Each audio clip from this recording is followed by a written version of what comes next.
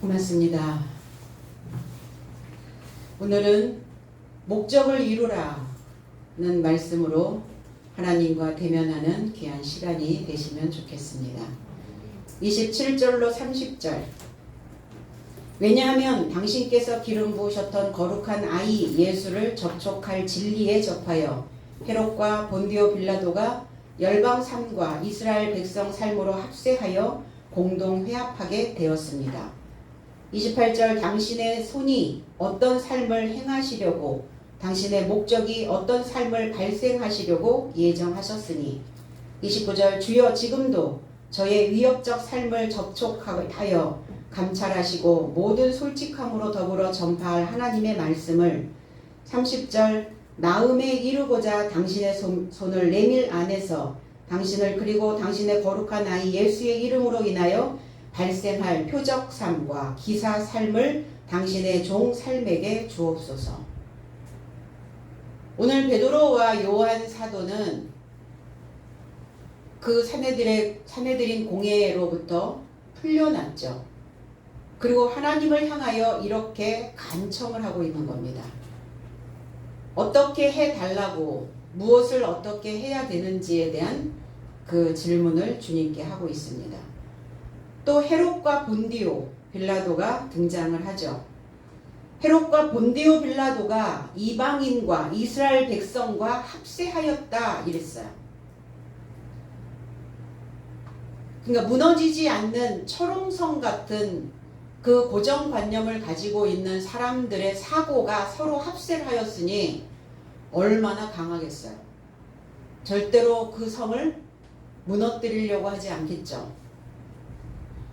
그런데 중요한 건 헤롯은 이스라엘 백성이고 본디오 빌라도는 이방인이었다는 겁니다. 그러니까 이방인과 하나님을 알지 못하는 자들과 하나님을 그래도 알고 있는 자들이 합세하여 공동회합을 갖게 되었다는 겁니다. 헤롯은 에돔 족속에서 나온 거죠. 에돔 족속은 에서에서 나오고 에서. 그러니까 아브라함의 자손이죠. 분명한 건. 그래서 이 에서라고 하는 의미는 붉다, 붉은, 우리는 붉은 사상 이런 의미를 가지고 있죠. 그러니까 절대로 그 사상은 빠지지 않는 거예요. 염색되지 않고 탈색되지 않는 것이죠. 헤롯은 영웅의 아들이라는 의미도 가지고 있고 영웅의 형상이라는 의미도 가지고 있고 자기 스스로를 영웅으로 보이고자 하는 그러한 영웅심적 요소도 있다는 겁니다.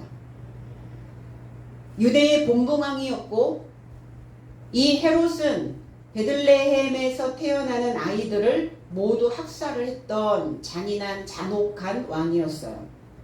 그래서 예수께서는 헤롯을 향하여 여우라는 표현을 합니다. 이쁜 여우면 얼마나 좋겠어요.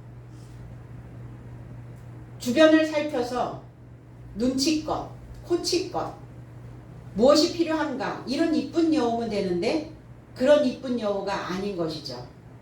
누가복음 13장 31절로 32절에 곧 그때에 어떤 바리새인들이 나와서 이르되 나가서 여기를 떠나소서 헤롯이 당신을 죽이고자 하나이다.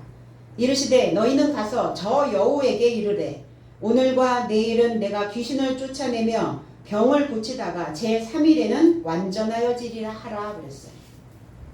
재해석을 하면 그날 안에 어떤 바리새인 삶이 다가와서 그에게 말하되 나가시고 여기서 떠나세요. 헤롯이 당신을 살해하길 원합니다. 예수는 저 삶에게 말씀하시며 가서 저 여우에게 말하라. 오늘과 내일은 내가 귀신의 삶을 쫓아내고 치유를 완전하고 셋째는 완전해지리라. 치료를 완료하고 셋째 날이 아니라 그냥 셋째라는 단어예요. 오늘과 내일은 어떤 날일까요? 오늘은 양식을 먹는 날입니다. 오늘날 우리에게 일용할 양식을 주옵시고 이게 바로 여섯째 날이죠. 양식을 꽃배기로 먹고 죽을 준비를 하는 거예요. 그리고 내일은 십자가에서 죽는 날입니다. 그리고 셋째는 부활되어지는 날이죠. 강화되어져서 부활되고 그리고 완전한 사도로서의 그 사역을, 하나님의 거룩한 영으로서의 사역을, 그리고 부활된 삶으로서의 사역을 본격적으로 시작하는 날을 셋째다 이렇게 표현합니다. 여우는 어떤 자냐? 여우, 알로펙스라는 단어입니다. 교활하다, 교활한 사람이라는 단어를 가지고 있고, 굴을 잘 파는 이런 의미도 가지고 있고, 또 텅 비게 하다, 한 줌의 손바닥에 오목한 곳, 한 줌의 손바닥, 한 줌으로 질 수 있는 사람. 그러니까 큰 사람은 아닌 거죠. 위대한 사람은 아닌 거죠. 위대한 사람은 두 손으로 떠받들어야 되거든요. 그런데 비천한 사람, 텅 비어있는 것, 아무것도 아닌 사람, 그런 사람은 한 줌밖에 안 된다는 거예요. 이 한 줌거리도 안 되는 게 이렇게 얘기하죠. 바로 한 줌거리도 안 되는 자라는 겁니다. 헤롯은. 굴을 잘 파서 자기의 사상에서 나오지 않는 자를 여우라고 성경은 그렇게 표현합니다. 그럼 우리 이 오목한 손에, 분명히 우리는 손이 오목해야 돼요. 쫙 펴져 있지 않죠. 그 펴야 될 때는 피고 오목하게 오므려야 될 때는 오므려야 되죠. 그럼 오목한 손에 무엇을 잡아 놓는가에 따라서 우리는 하나님의 영을, 그리고 아니면 여우의 영을 갖게 될 수도 있다는 겁니다. 아가서 2장 15절에는 우리를 위하여 여우 곧 포도원을 허는 작은 여우를 잡으라. 우리의 포도원에 꽃이 피었음이라 이랬어요. 우리를 위하여 그랬어요. 우리가 아니라 나의 사역을 위하여. 1인칭이거든요. 그리고 복수입니다. 그러니까 나의 사역을 위하여 포도원을 허는 작은 여우. 그러니까 내가 사역을 하는 데 있어서 걸림돌은 여우라는 겁니다.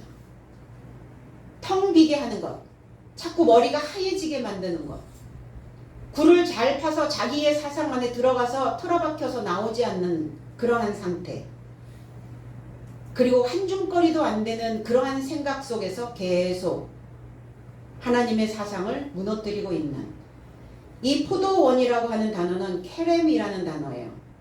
이사야 5장 7절에는 무릇 만군의 여호와의 포도원은 이스라엘 족속이요. 포도원이 뭐냐? 이스라엘 족속이랍니다. 그럼 이스라엘 족속은 그리스도 예수를 포함 이스라엘 족속인 거죠. 그럼 포도원을 허는 여우는 어떤 자냐? 이스라엘 족속으로, 이스라엘 혈통으로 태어나신 그리스도 예수의 삶을 헐어버리는 거예요. 그 사역을 무너뜨리는 자가 바로 여우라는 겁니다. 저와 여러분들도 당연히 이스라엘 족속에 포함되어지는 자들이죠. 그가 기뻐하시는 나무는 유다 사람이라. 그들에게 정의를 바라셨더니 도리어 포악이요, 그들에게 공의를 바라셨더니 도리어 부르짖음이었도다. 5장 12절에는 그들이 연애에는 수금과 비파와 소고와 피리와 포도주를 갖추었어도 여호와께서 행하시는 일에 관심을 두지 아니하며 그의 손으로 하시는 일을 보지 아니하는도다. 누가? 포도원을 허는 여우가, 에돔 족속이, 에서에서 나온 자가 자기의 사상을 바꾸려고 하지 아니하는 자들이 하나님께서 하시는 일을 보지 않고 하나님이 행하시는 일에 관심도 없고, 그럼 뭐에 관심이 있을까? 그들은 어떤 목적을 향하고 어떤 의도를 가지고 신앙생활을 하고 있는 것일까? 그냥 자기의 세력을 키우는, 자기의 명예를, 자기의 권력을, 이런 거에만 관심을 가지고 거기에 목적을 이루고자 하는 자들이라는 겁니다. 그리고 자꾸 그 세력과 결탁하고 있는, 합세하고 있는, 공동 회합을 하고 있는 자들의 모습. 뭘 행하셨을까? 하나님께서는 우리를 제작하시고 우리를 만드시는, 그러면 사람을 어떻게 만드는가? 입에서 나오는 그 교훈으로 만드는 거예요. 입의 샘으로 가르치시는 거거든요. 그리고 어떤 일을 행하셨을까? 우리를 다듬어내는 그 일을 행하셨다는 겁니다. 우리가 다듬어지지 않으면, 다듬는 일을 우리가 만들어내지 못하고 있다면 우리는 여우 같은 삶이 되어진다는 거예요. 그러니까 자꾸 내 속에서 하나님의 말씀으로 지어진 성을 무너뜨리는 거예요. 부숴버리는 겁니다. 그 성에 거하여야 되는데 그 성에 거주하지 않고 자기가 판 그 굴에 거주하고 있는 자의 모습이 된다는 겁니다. 그러면 우리가 다듬어지려면 어떻게 해야 하는가? 새겨야죠. 하나님을 새기는 일을, 하나님을 새길 수 있도록 그 음각과 양각을 파서 하나님을 새길 수 있도록 입에서 나오는 그 생명의 물로 우리를 제작하시고 우리를 창조하셨다는 겁니다. 그 포도원을 헐어버리는, 벗어나게 하는 거예요. 헐어버렸다는 것은 거기에서 자꾸 벗어나게 하는, 자기 스스로를 여우에게 전당 잡힌 그 올무로 단단히 자기 스스로를 묶어버리는, 내 속에서 진행되는, 내 속에서 많은 생각들이 저와 동행을 하고 있는 일행이거든요. 내 안에서 떠올라오는 그 사상들이 나와 내 인생을 함께 가는 일행입니다. 그러니까 그 일행과 묶여버리는 거예요. 그럼 나는 어떤 일행과 동행할 것인가? 내 안에서 어떠한 사상과 어떠한 생각과 어떠한 사고와, 그래서 그 일행과 어떻게 우리는 동거동락을 할 것인가? 중요한 일이라는 겁니다. 잡으라는 거예요. 잡으라. 그 여우를 어떻게 잡습니까? 조정하라는 거예요. 관리하라는 겁니다. 내 속에 여우가 있거든요. 그 작은 여우가. 평탄한 길을 걸어갈 때는 이 작은 여우가 불평불만을 쏟아내지 않아요. 그런데 조금 굴곡지면 바로 작은 여우가 튀어 올라와서 하나님의 말씀은 온데간데 없고 나를 다듬는 그 일을 행하지도 아니하면서, 그러면서 끊임없이 오히려 조정을 당하고 있다는 겁니다. 그러니까 단단히 잡아매야겠죠. 입에서 나오는, 우리의 생각에서 나오는 그 말씀의 줄로 매어 놓아야 된다는 겁니다. 그래야 꽃이 핀대요. 그 포도원에 꽃이 피었습니다. 부드러운 포도가, 덩굴의 꽃이. 포도나무는 보잘것없고 볼품이 없지만 포도나무의 가장 중요한 것은 포도 넝쿨이에요. 이 넝쿨이 지지대의 역할을 해준다는 겁니다. 모든 송이송이가 열릴 때마다 이 넝쿨이 그 열매를 지지해주고 있는 거예요. 넝쿨이 없으면, 지지대가 없으면 다 땅으로 떨어져 버리겠죠. 그리고 썩어버립니다.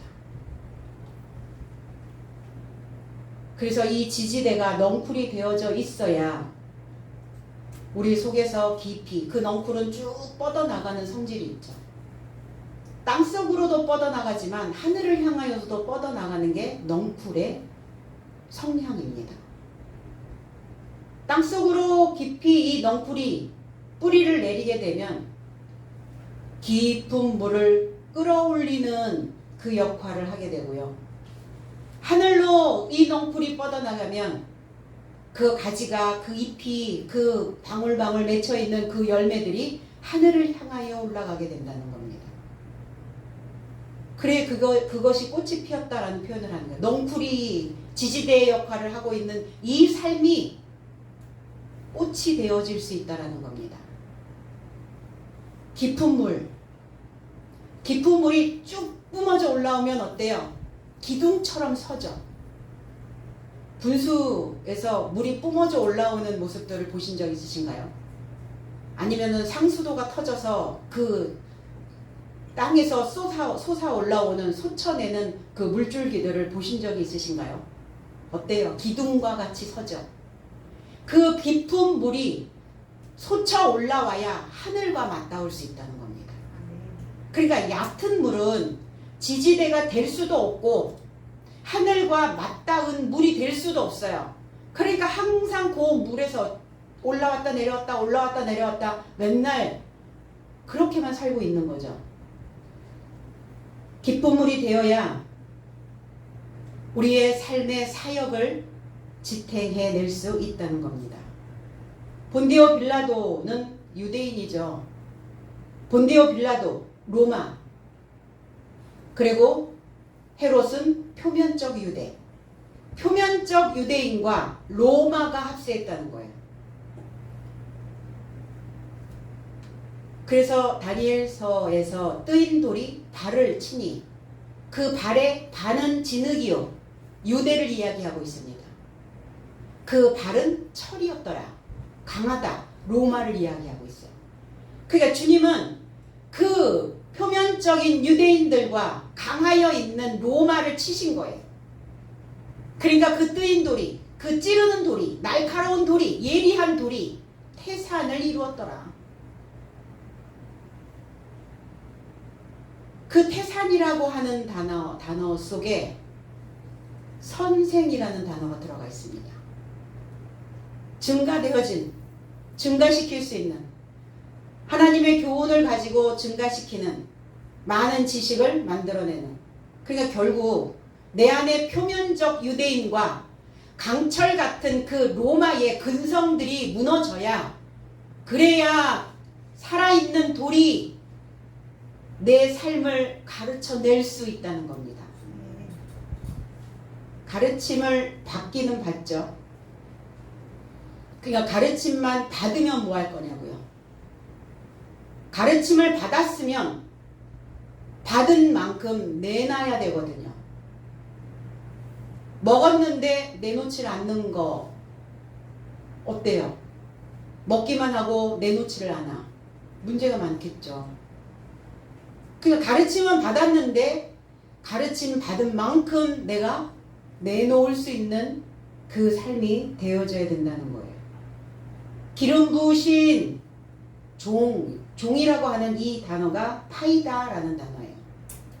예수님에게도 이 파이다라는 단어를 씁니다. 그래서 아이.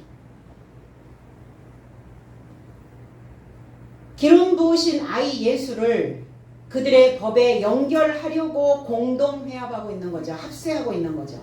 그들의 법에 붙잡으려고. 그들의 법과 연결시키려 놓으려고. 안 잡히시죠? 당연히. 왜요? 이 파이다라고 하는 이 단어는 훈련 받았다라는 의미예요. 훈련 받고 있는 자도 있고 훈련 받은 자도 있는데 예수는 훈련을 받은 자죠. 무엇으로 훈련 받았나? 기름으로요.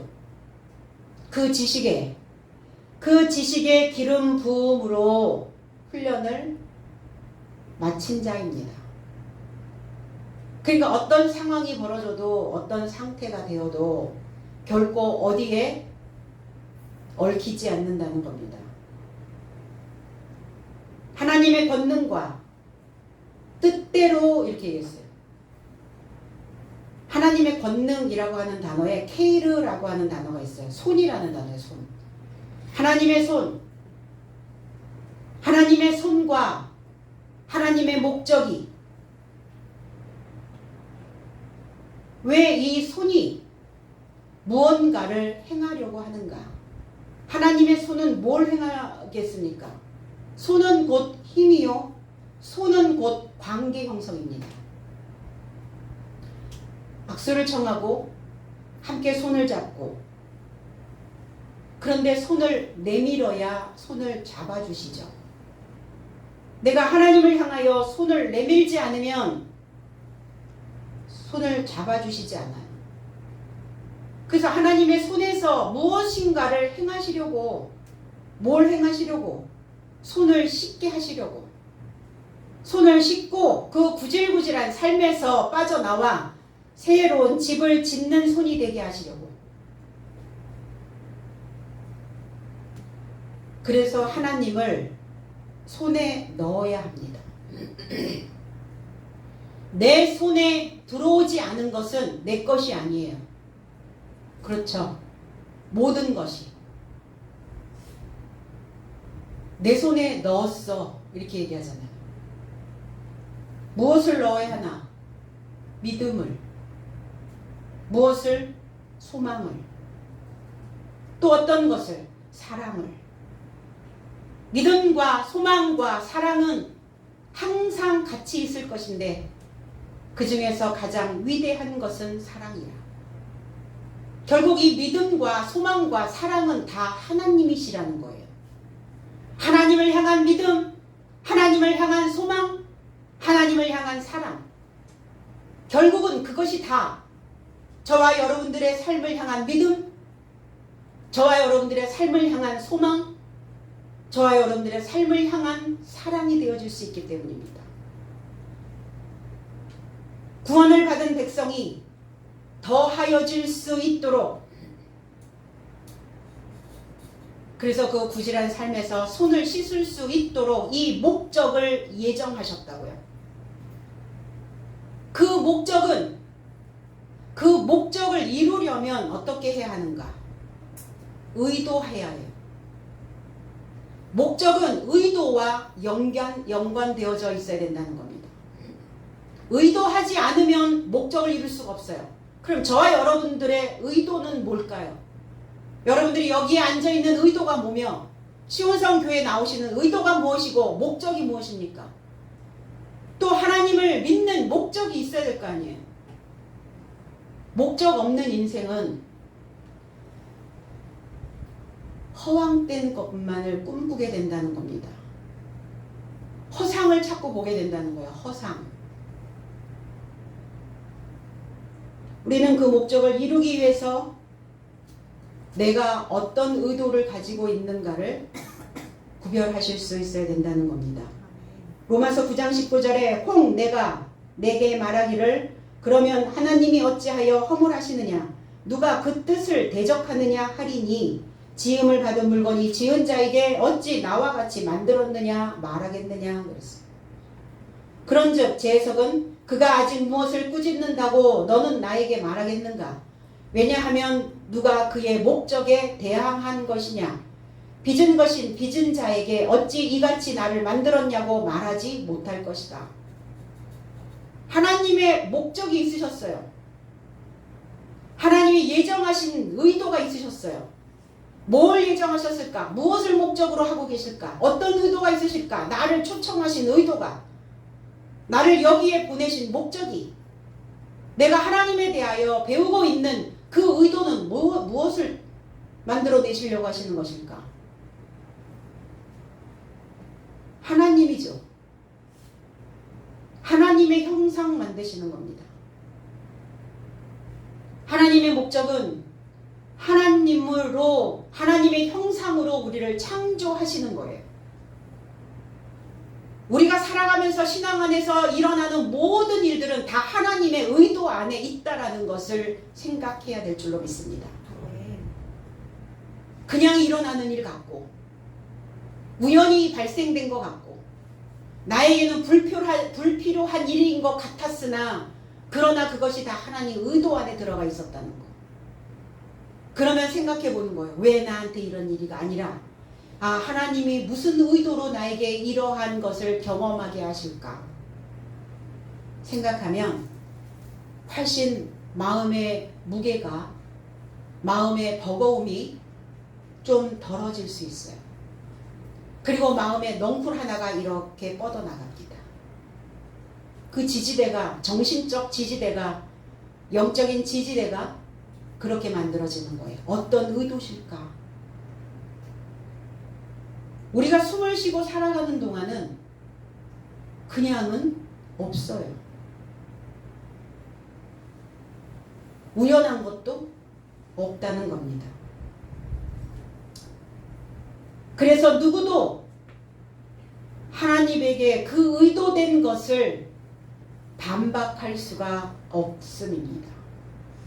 그것에 대하여 왜 나를 이렇게 만들었냐고, 왜 내 삶을 이렇게 이끌어 가시느냐고, 나에게 왜 이런 일이 있게 하셨느냐고 반박할 수 없다. 의도 속에 들어가 있으니까. 그 의도 속에 들어가 있는 자들만이 하나님의 보호하심을 받는 겁니다. 의도에서 벗어난 자, 하나님의 목적에서 벗어난 자, 하나님이 돌봄을 받을 수가 없는 거죠. 그래서 예정하셨다고요.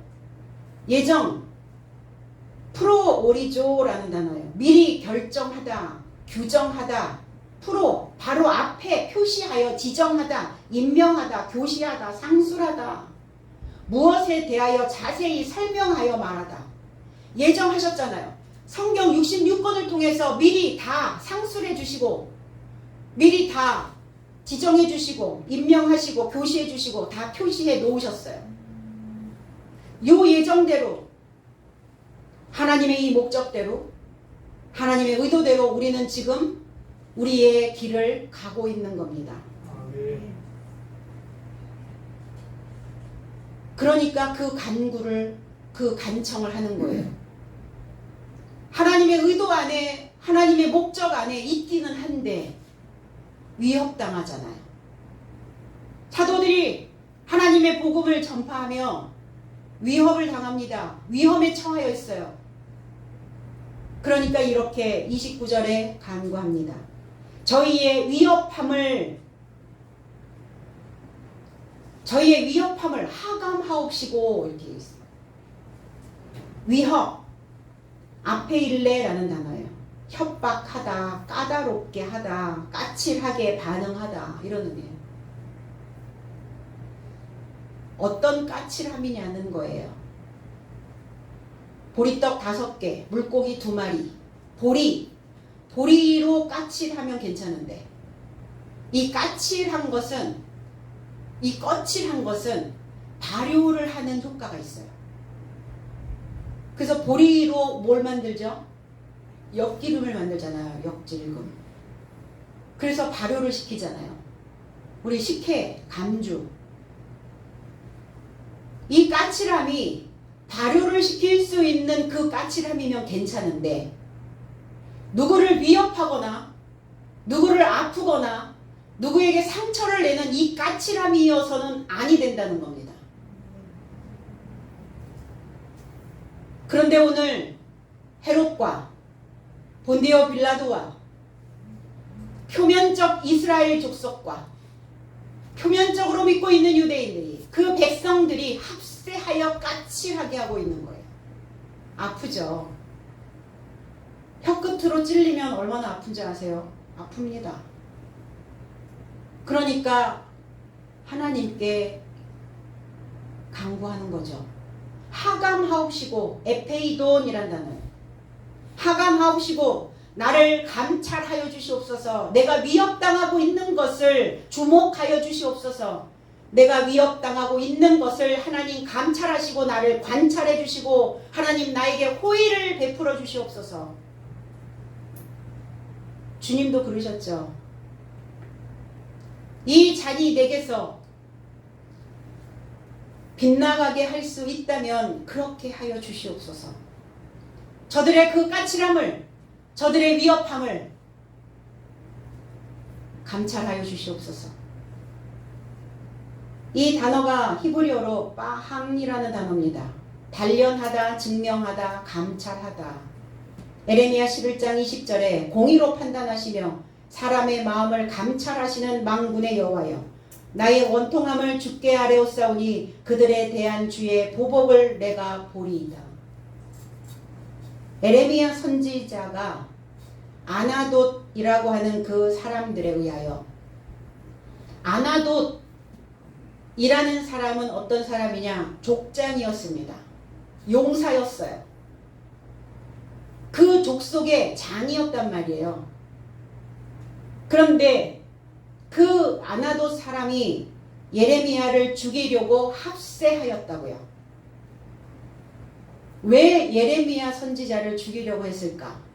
여호와의 이름으로 예언하지 말라, 이렇게 협박한 거예요. 그러니까 이때나 구약적 이 시대나 6,000년 전이나 그리스도 예수가 오셨을 때의 지금이나 우리가 지금 이 말씀을 다른 사람들에게 전파할 때 그들의 반응이나 별반 다른 게 없어요.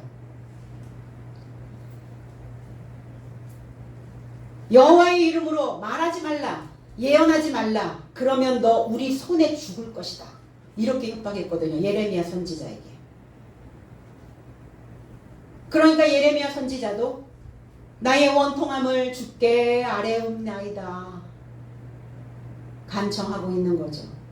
아나돗이라고 하는 의미는 억압된, 때로는 응답한, 대답하다, 비참하다 이런 의미를 가지고 있어요. 그러니까 아나돗 사람들이 그 속에 억압된 것들이 많겠죠. 억압된 이 감정이 누군가의 어떤 대상을 향하여 쏟아내지고 있는 거예요. 그들의 생각은 비천했고 그들의 생각은 늘 다른 사람의 답을 듣지 않고 자기 속에서 올라오는 답, 자기 속에서 들려지는 응답이 하나님의 응답이라고 오해하고 있었던 자들이죠. 자기들이 믿고 있는 그 신이 최고의 신이라고, 그 신에게 나는 응답받아서 내가 너한테 그렇게 행하는 것이라고. 이게 응답되다라는 의미를 가지고 있어요. 아나돗. 그럼 저와 여러분들 속에도 아나돗이 있겠죠. 내가 내 사상 안에서 받아들이는, 내 사상 속에서 들려오는 그 응답된 것으로 사람들은 살고 있습니다. 우리가 때로는 간청을 하면 내 속에서 무엇이 응답되어졌다라고 말해요.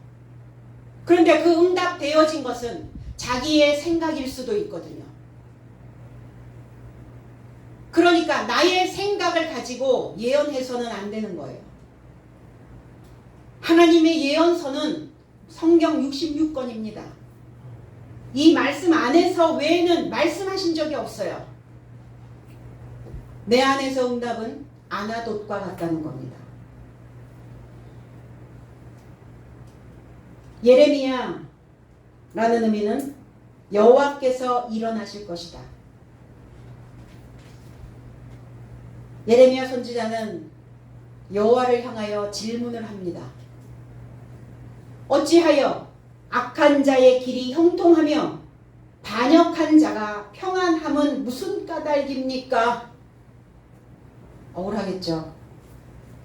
반역한 자 그리고 악한 자, 그들이 어찌 더 잘 살고 있습니까? 어떻게 그럴 수 있어요? 이렇게 질문을 던집니다. 여호와는 이렇게 답하시죠. 그들은 나중 일을 보지 못하리라. 나중 일은, 그들은 미래가 없어. 그들 소망 없어. 믿음도 없고 소망도 없고 사랑도 없어. 나중 오메가로 오시는 그리스도 예수 그들은 만날 수 없어. 그들은 최후의 그 결론에 가서 구원받지 못하게 될 거야. 나중을 보지 못한다는 것은 그들은 구원받는 백성이 되지 못한다는 거예요. 하나님의 백성이 되지 못한다는 겁니다.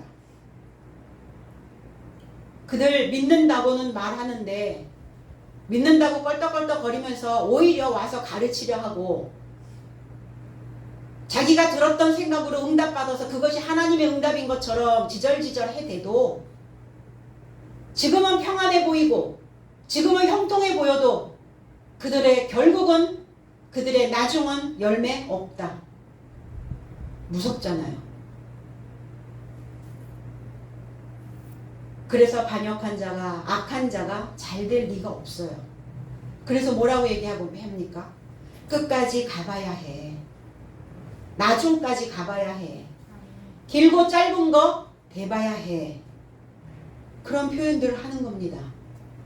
지금 과정이니까, 지금 끝이 아니니까, 결단코 나중이 아니니까.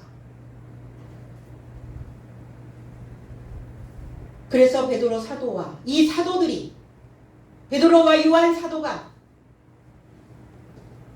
자기의 온 삶을 다 걸고 외치는 겁니다. 뭐 하려고? 내가 지금 좀 달달한 맛은 보지 못해도, 내가 누군가의 위협을 당하고 있다 할지라도, 때로는 심장이 쿵 떨어지는, 심장이 벌렁거리는 그 상황을 내가 경험한다 할지라도 하나님께서 나를 감찰하고 계시기 때문에, 그리고 그 모든 것이 하나님의 의도이기 때문에 하나님의 목적대로 예정대로 나는 가고 있기에, 그러니까 담대히가 아니라 솔직하게 숨김없이 성경의 말씀 하나하나들을 다 해석된 말씀으로 전파하는 것이 하나님의 예정 안에, 의도 안에, 목적 안에 들어가는 길이다. 그들은 지금 그렇게 말하고 있는 거예요. 솔직하게 숨김없이 모든 말씀을 해설해서, 창세기서부터 계시록 모든 말씀을 다 해석해서, 이게 파를레시아라는 단어예요. 담대히 전하는 게 아니에요. 담력을 얻어가지고 전하는 게 아닙니다. 그들에게 꿀릴 게 없는데, 잘못한 게 없는데, 쫄릴 게 하나도 없는데 뭘 담대히 전합니까? 솔직하게 전하는 것이지. 그래서 모든 성경의 말씀을 해석해서 숨김없이 전파하고자 한다. 지금도 위협하고 있으나 하나님의 말씀의 원리를 가감없이 1.1핵이라도 빼거나 더하거나 하지 아니하고 그대로 해석된 메시지를 쏟아내고자 합니다.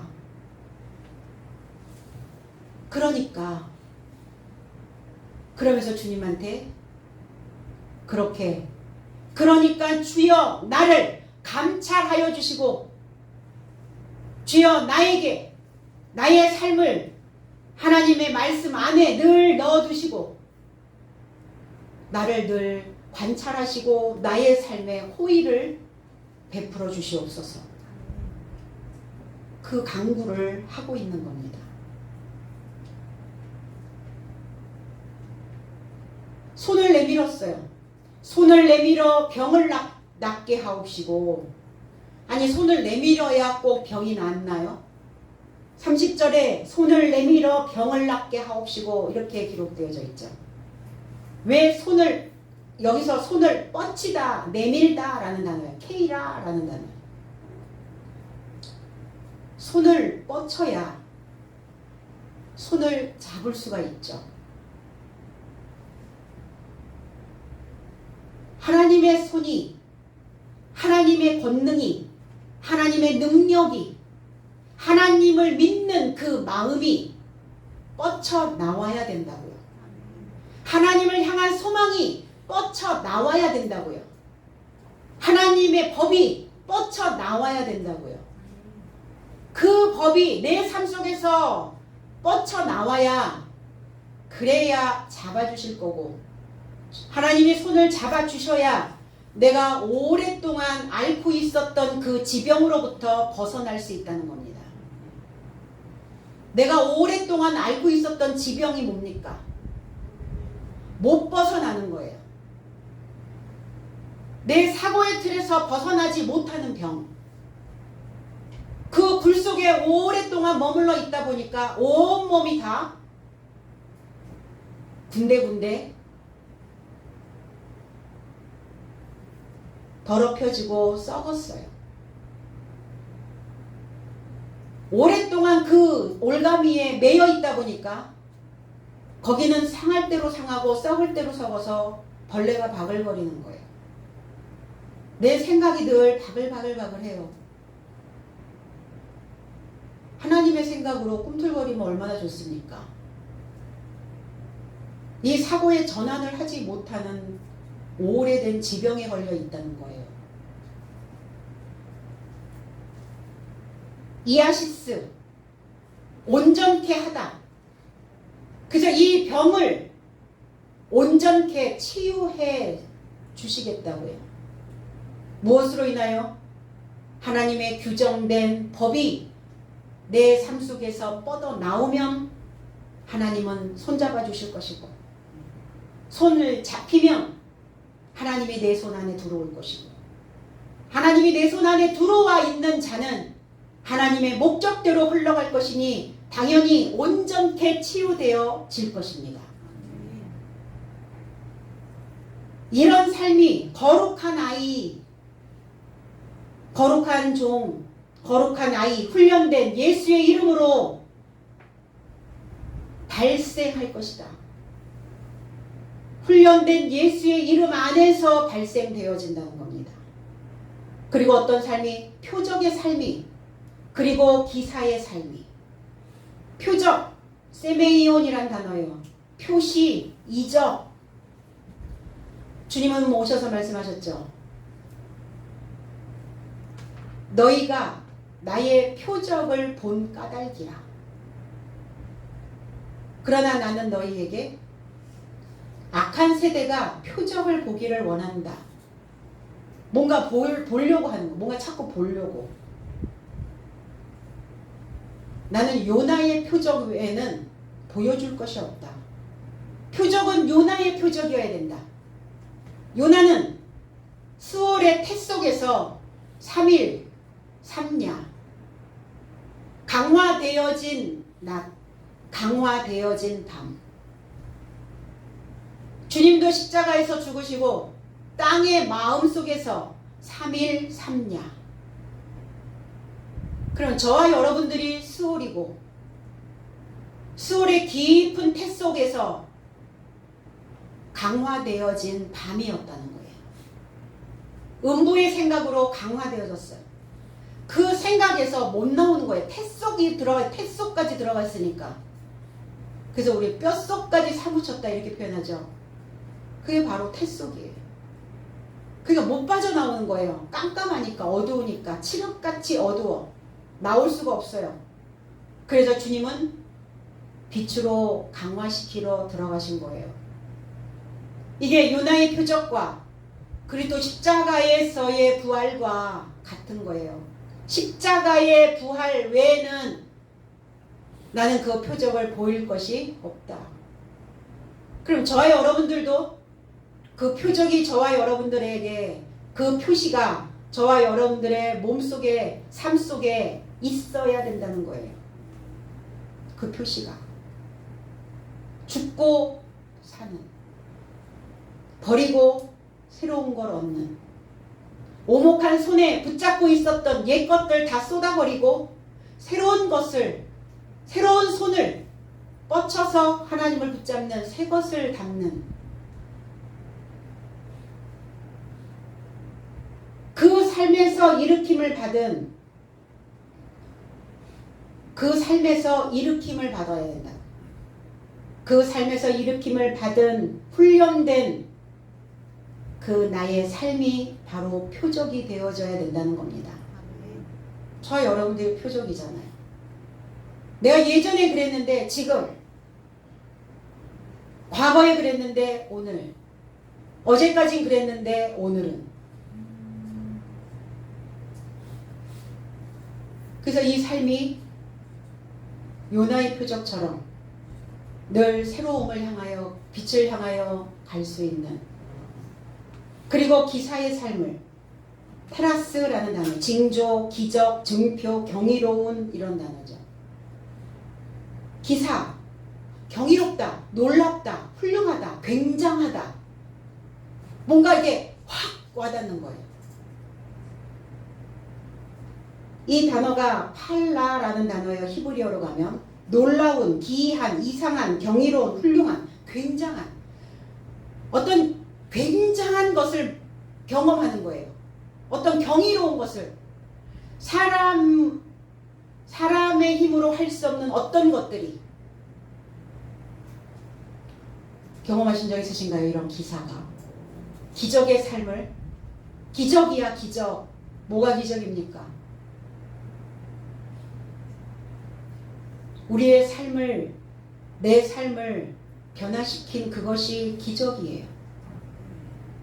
오늘 내가 살고 있는 이것이 기적이고, 내가 이 말씀을 듣고 있는 이 상황이 기적이고, 우리는 뭘 경이롭게 생각하고 무엇을 놀라워하고 무엇을 훌륭하게 보고 있는가?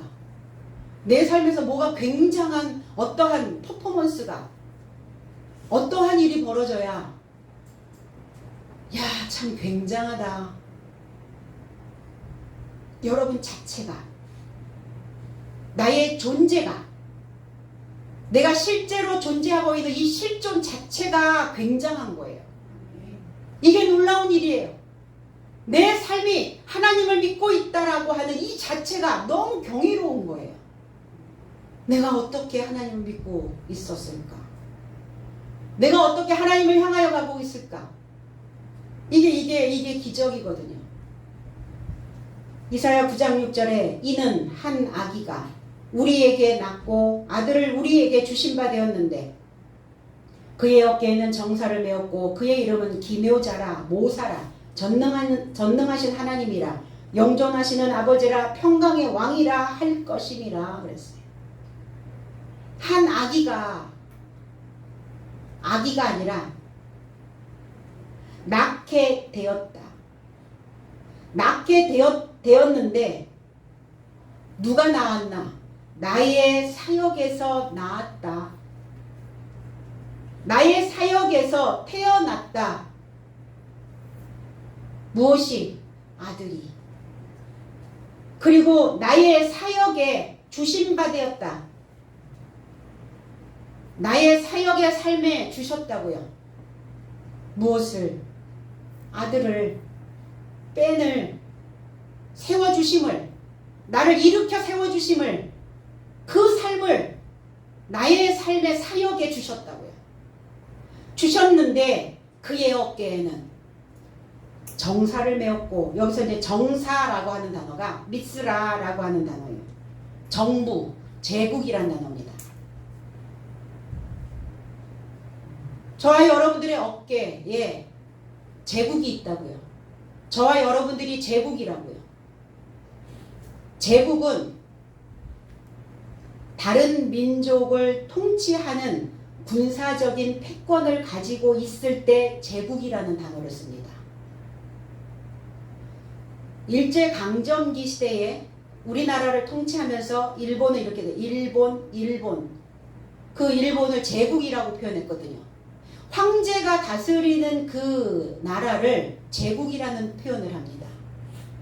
바벨론, 많은 나라들을 거느렸죠. 제국입니다. 정치적인 어떤 체계를 이렇게 표현하고 있는 거예요. 그러면 그 어깨에, 그 아들의 어깨에, 그리스도 예수의 어깨에 제국을 짊어지셨다고. 제국. 저와 여러분들이 제국입니다. 저와 여러분들이 나라예요. 저와 여러분들이 하나님의 정부입니다. 내 속에서 많은 나라들이 있어요. 많은 사상들이 있습니다. 많은 문화가 있습니다. 다스려야 되겠죠. 하나님의 군사적인 하나님의 법을 가지고 다스려야 되는 저와 여러분들 한 사람 한 사람이 제국이라는 겁니다. 황제라고 하는 존칭을 받을 수 있는 자들이죠. 그래서 황제에게만 쓰는 만이라는 단어를 쓰는 거예요. 고종 황제. 그때 비로소 만세라는 단어를 씁니다. 만세.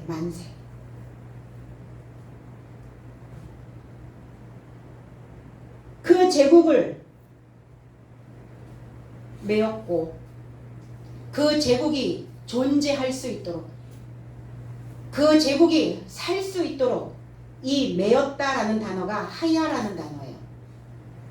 그 제국이 존재할 수 있도록, 그 제국이 살 소망을 가질 수 있도록.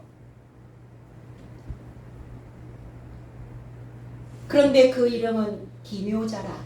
이 기묘라고 하는 단어가 이 기사라는 단어예요. 기이하다, 경이롭다, 놀랍다, 굉장하다, 이런 단어예요. 놀라운, 기이한, 경이로운 모사라.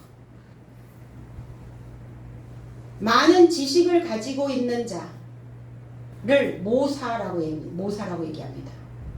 모사꾼 이렇게 얘기하죠. 모사. 조언하다, 충고하다라는 단어예요. 그 권세, 그 능력, 하나님의 법을 가지고 하나님의 법으로 그 영적인 힘을 가지고 많은 인생들을 낚아낼 수 있는 자, 이 자가 모사라 이렇게 표현합니다.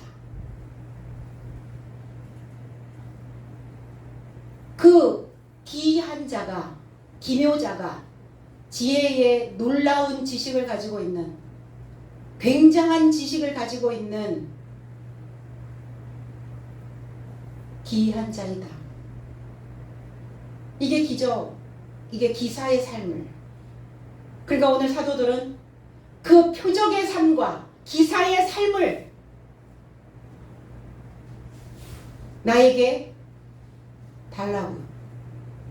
나에게 부어주시옵소서. 나에게 허락하여 주시옵소서. 그 표현을 하고 있는 겁니다.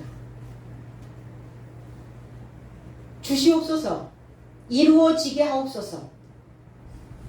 이게 기노마이라는 단어거든요. 우리는 자꾸 주시옵소서, 이루어지게 하시옵소서. 그러면 이루어질 때까지 기다려야 되고 부어주실 때까지 또 참아야 되고 이런 개념으로 자꾸 가잖아요. 우리가 기도를 하거나 간구를 하거나 간청을 할 때. 그런데 기노마이라는 단어를 썼어요. 사도들은. 이 기노마이라고 하는 단어는 되게 하여 주시옵소서. 되어지는 겁니다. 그러면 된다는 것은 그냥 주시는 것도 아니고 인내하면서 받는 것도 아니고 내가 되어가는 거예요.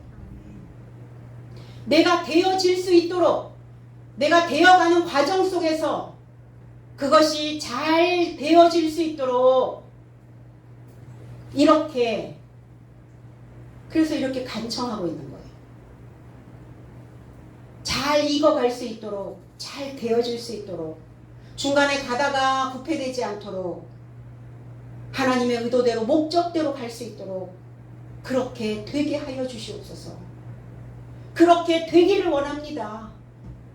이렇게 간청해야 됩니다. 우리도 이런 간청을 해야 될 줄로 믿습니다. 31절, 그리고 그의 삶이 강구하자 그 안에 공동 회합되어지던 장소가 흔들리게 되었고 전체의 삶이 성령에게서 채워졌다. 그리고 저의 삶이 솔직함과 더불어 하나님의 말씀을 전파하더라. 빌기를 다함에, 이렇게 빌기를 다함에, 개역성경에는 데오마이, 빌기를 다함에라는 단어, 간청이에요. 간청. 그러니까 간청은 뭐냐면 자기 자신을 쪼이며 기도하는 거예요. 쪼이며 졸라 매듯 구하고 있는 겁니다.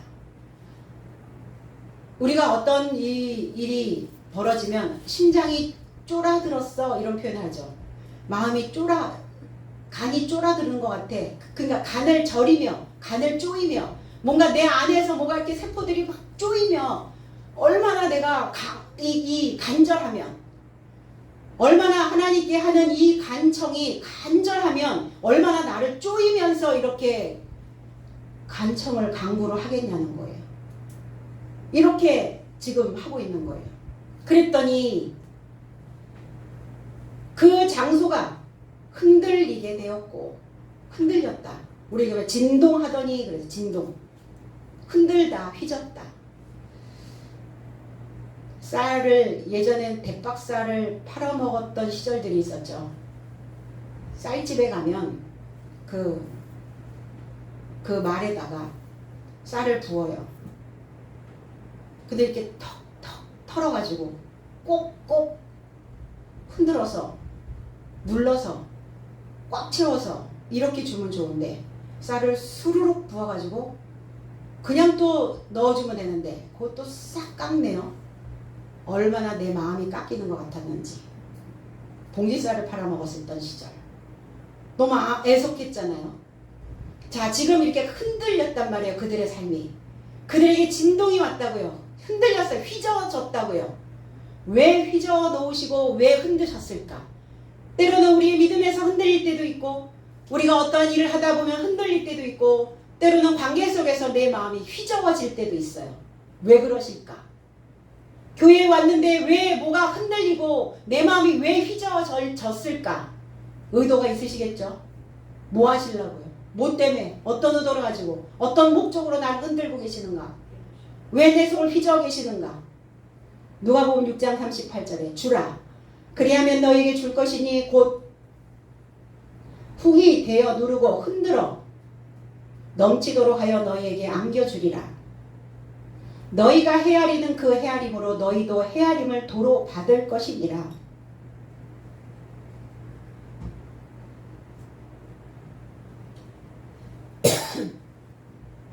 줘라 줘라. 그리하면 그가 너의 삶에게 주어질 것이니 저의 삶이 눌러지고 흔들어지고 넘치게 된 좋은 분량을 너의 품에 이루고자 줄 것이다. 왜냐하면 너의 삶이 저에게 측량한 분량으로 너의 삶에게 대신 측정될 것이다. 어렵죠? 하나님을 주라는 거예요. 근데 분량만큼 주겠죠. 근데 분량만큼 줄 때 그것을 흔들어서 넘치도록 흔들어서 주라는 거예요. 빈 공간 없이 빈틈 없이 꽉 채워질 수 있도록 쫀득하게 쫄깃한 말씀을 그렇게 주라는 거예요. 뭘 줄 게 있어요? 하나님밖에 더 있습니까? 아니 믿는 자들이 뭘 줄 게 있어요? 하나님을 줘야죠. 뭐하는 자들에게? 하나님을 알지 못하는 이방인들에게, 표면적으로 하나님을 믿고 있는 자들에게 이면적인 하나님을 주라. 그리스도의 지혜를 지식을. 그러면 네가 준 분량만큼 너는 측정될 것이다. 내가 준 것만큼 저 사람이 가지고 있는 분량은 저만큼이구나. 내가 상대에게 줘봐야 내 분량이 얼만큼인지 측정될 수 있다고요. 내가 주지 않으면 내 분량이 얼만지 몰라. 꽉 찼는지 안 찼는지. 그래서 네 분량이 얼만큼인지 알게 하시려고 우리를 휘저으시고 우리를 흔드시는 거예요. 너의 것으로 채우는지 아니면 하나님의 거룩한 영으로 채우는지 보시려고. 그래서 내가 준 분량으로 우리는 측량을 받는 겁니다. 그래서 눈금 모자라게 주지 마시고 또 싹 깎아서 애석하게 주지 마시고 깊숙한 곳까지 채워질 수 있도록 세포 사이사이 공백 없이 채워주시려고. 그래서 지금 흔들리는 거예요. 지금 진동이 온 겁니다. 흔들렸어요. 저와 여러분들도 이제 솔직하게 해석된 이 흐레마의 말씀인 성령으로 채워서 여러분들이 채워진 분량만큼 줘야 하나님은 또 그 분량만큼 채워주신다고요. 그래서 하나님을 나의 사역의 삶에서 전파되는, 저와 여러분들의 삶에서 전파되어질 수 있는 그 하나님의 목적을 이루실 수 있는, 그리고 우리 모두가 다 하나님의 의도대로 내가 만나는 사람들에게, 내 주변에 있는 사람들에게 내가 가지고 있는 분량만큼 주고 나는 그 분량으로 다시 측정받아서 다시 받을 수 있는 저와 여러분들이 되어지기를 나사렛 예수 그리스도 이름 안에서 축복드립니다. 기도하겠습니다. 아버지 고맙습니다. 이 한날을 저희들에게 허락하시면 감사드립니다. 오늘이 우리에게는 기적과 같은 날이고 오늘 하나님의 말씀으로 표시하여 내가 밤에서 낮으로 강화되어질 수 있는 그 표적의 삶이 오늘입니다. 주님, 우리 마음속에서 하나님들 함께하여 주시고 우리 안에서 늘 능동적으로 움직여 주셔서 어떤 것 하나라도 소홀히 하지 않고 우리의 삶 속에서 진행되어지는 모든 일들이 하나님의 목적대로 흘러가고 있음을 믿을 수 있도록 주께서 우리를 강화시켜 주시옵소서. 그래서 하나님께서 나의 삶을 이 땅에 보내신 그 목적이 무엇인지를 다시 한번 깨닫게 하시고 우리의 그 의도대로 만들어지는 그 모든 인생들이 새롭게 창조되어질 수 있도록 주님께서 인도하여 주시옵소서. 감사드리며 예수 그리스도의 이름으로 기도드리옵나이다. 아멘.